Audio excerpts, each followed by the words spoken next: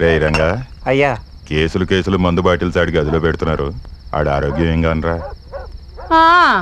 మెలకు వచ్చిన వెంటనే మందు సీసా సిద్ధంగా లేకపోతే నానా అల్లరి చేస్తున్నాడు. తల గోడకేసి బాదుకుంటున్నాడు. అందుకే ఈ ఏర్పాట్లు చేశాను. మరి తిండి ఏర్పాట్లు? మీరు భలేవాళ్లే, మందు ఏర్పాట్లు చేసిన దాన్ని తిండి ఏర్పాట్లు చూడనా ఏంటి? సరే గాని పంకజం, కోడల తరఫు బంధువుల వివరాలు ఇంకేమైనా తెలిసా? మీ కోడలు తరపు వాళ్ళంతా అతిగతి లేని వాళ్లే. ఏ పూటకా పూట తెచ్చుకుని తినేవాళ్ళు. వాళ్ళకి అంత ధైర్యం ఎక్కడిదండి?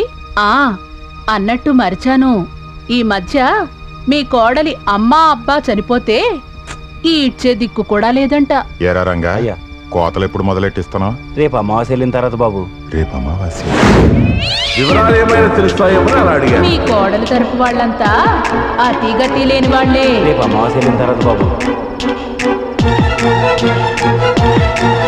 పంకజం, వెళ్ళి క్యాలెండర్ తీసుకురా. ఎందుకంటే అంటారు, పక్కనే ఉన్నాను కదా.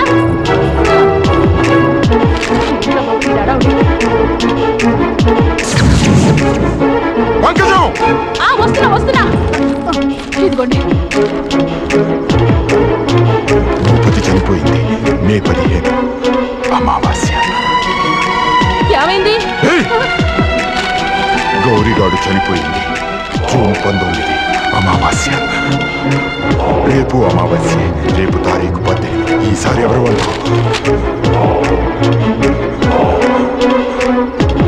Hello MP.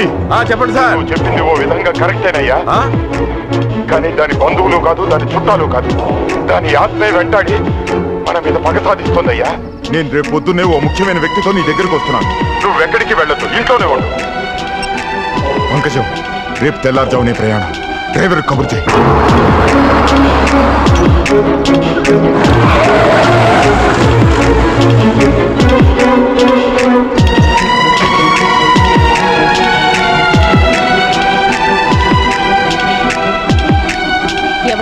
ఎవరు కావాలి? స్వామివారిని కలవాలమ్మా, చాలా అర్జెంట్ అమ్మా. స్వామివారు క్షుద్ర పూజలో ఉన్నారు. పూజ మధ్యలో కలవటం కుదరదు. దయచేసి ఒక్కసారి చెప్పి చూడమ్మా.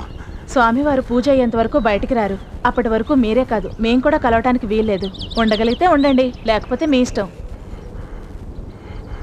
కుదరదంటోంది, ఇప్పుడెలా? ఏదో అందామనిపిస్తోంది.